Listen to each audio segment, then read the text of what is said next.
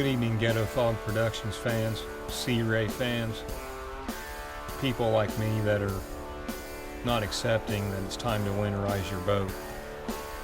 This is a small video, kind of quick, about how I'm doing it. It's not how you should do it, but this is how I'm doing it, and it's mainly a reference.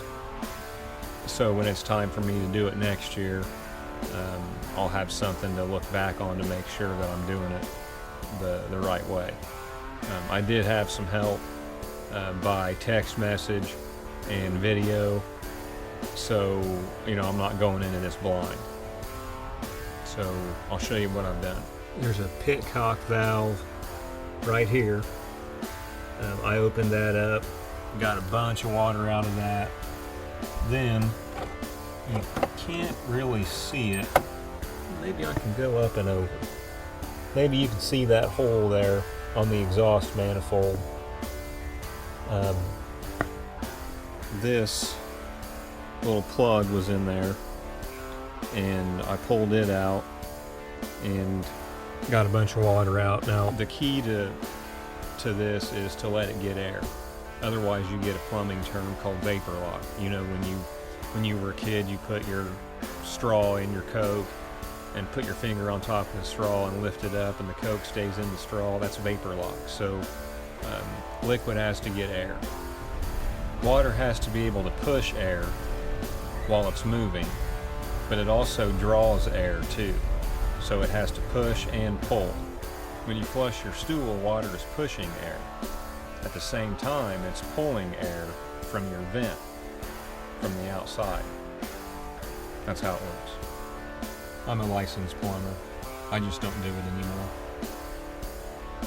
If you ever have a time where you flush your stool and it just kind of fills up to the top and sits there, you may have a blockage for one, but it's also an indication of a vent issue.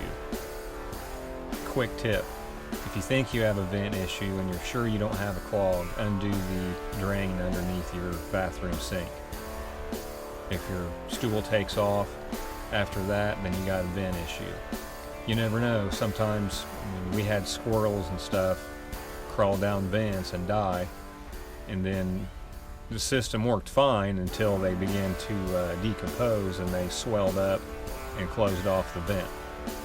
So just information. What I did is took these hoses off. I took that one out, and you could still see water in there before I undid those drains. And then I took this one out. This goes to the exhaust manifold, and my friend recommended that I take these off and pull this thermostat off, or this cover off.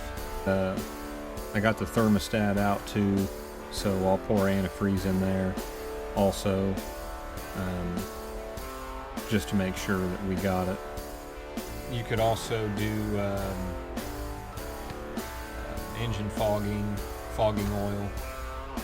That's something that I always see. I've got people that are on the fence about that, and the logic is sound. There's oil in your cylinders anyway. I'm not debating to do it or not. If you want to do it, do it. It's your call. It's your boat, it's your call. If you have any questions or anything, always refer back to your owner's manual. That's going to be your best source of information. I'm going to do that too, to make sure I didn't miss any drains, because you don't want to find out that you trashed your motor in the springtime. Something else you should do too is turn the key and crank it over a little bit, so if there's any water in there that you couldn't get out, it'll mix with the antifreeze and you won't have any issues that way.